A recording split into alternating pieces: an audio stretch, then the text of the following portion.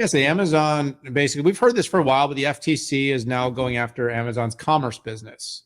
And Lena Khan is going to fail miserably here. Prediction, not sir. But the idea that, Amazon is a monopoly of what they call an online superstore, which is its own subcategory that doesn't actually exist. They've made up now. So Amazon has something like 35% of US e-commerce. And what they did was they looked at the four biggest, though, and then determined that Amazon has 80% of the four biggest, which is Target, eBay, Apple, Walmart on top of Amazon. Yeah.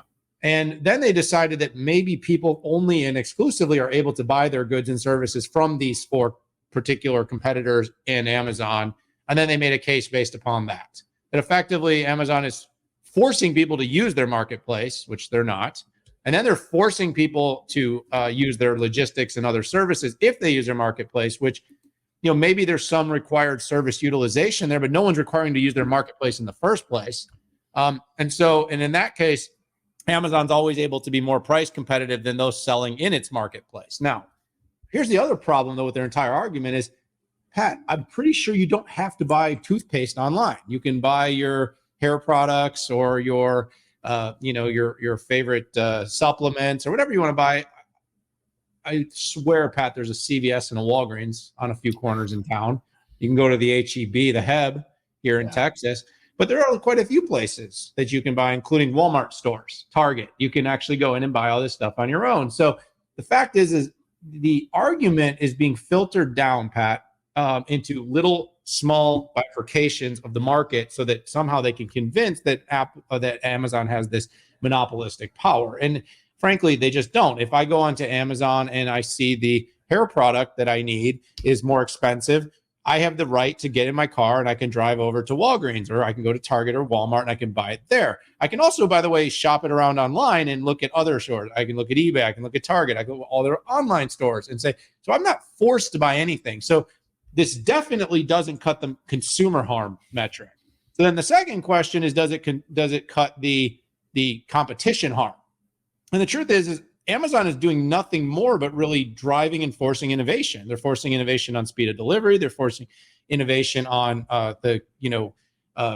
online marketplace innovation. But there's plenty of choice, Pat. Like I said, it's 37% of the of the U.S. e-commerce market, much less than that on a global basis. And people have choice. So people have choice. And I mean this as businesses and as consumers. I mean, if you're a business and you want to sell online, you have plenty of options of where you want to sell. Is Amazon among the biggest and best? Do you want to participate there? Does Amazon have some rights for actually spending all the time, money, and effort to develop a marketplace? This is not Apple. I mean, they are not beating people over the head and saying, look, and this is why maybe I get so frustrated about the Apple thing. I'm gonna stop here so you can chime in. But the Apple thing, like, you have two choices of where your app goes. I mean, that's really it. It's either going on Android or it's going on iOS. And they don't think that is worth putting some effort to figure out if there's monopolistic behaviors or abuse of power, Pat. But if you're an online seller, how many places could you list your stuff, including on your own site if you want?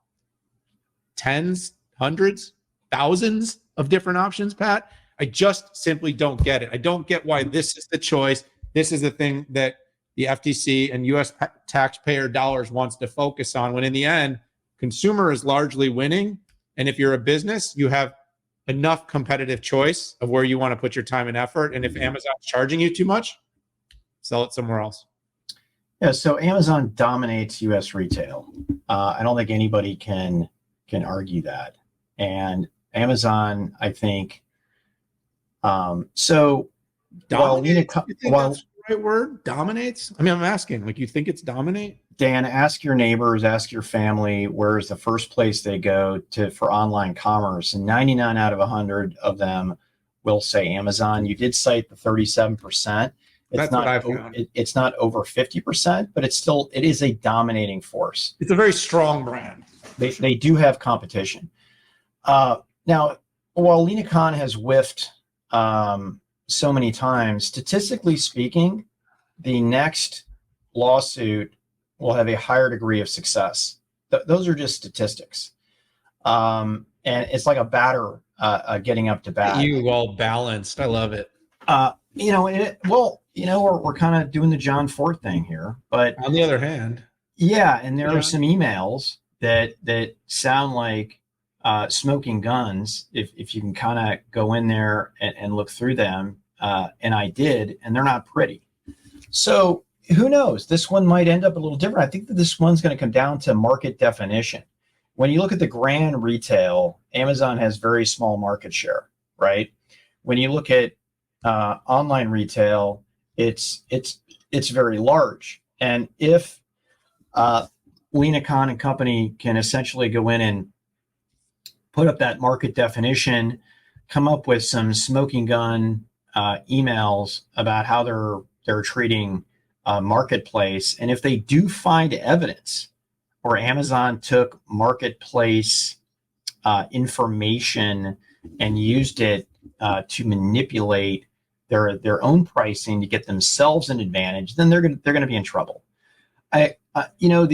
The breakup was not floated here, but so I don't think that might be something on there. But if found guilty, there could be penalties. There could be maybe a separation between marketplace and the rest of the commerce group. But yeah, if you're a big company and you're really successful, yeah, you're at risk under the current FTC and the administration.